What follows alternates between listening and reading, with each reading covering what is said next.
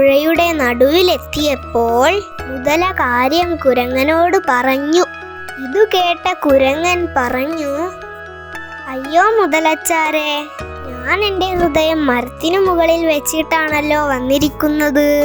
കുറച്ചു നേരത്തെ പറഞ്ഞിരുന്നെങ്കിൽ അങ്ങയുടെ ഭാര്യയ്ക്ക് കൊടുക്കാൻ ഞാൻ എൻ്റെ ഹൃദയം മരത്തിനു മുകളിൽ നിന്നും എടുക്കുമായിരുന്നല്ലോ. എന്നാ നമുക്ക് തിരിച്ചു പോയാലോ അതെടുക്കാൻ വേണ്ടി? മണ്ടച്ചാരായ മുതല ഇതെല്ലാം വിശ്വസിച്ചു. അങ്ങനെ അവർ തിരിച്ചു മരത്തിന് ചുവട്ടിലെത്തി. സൂത്രക്കാരനായ കുരങ്ങൻ ഓടി മരത്തിൽ കയറി.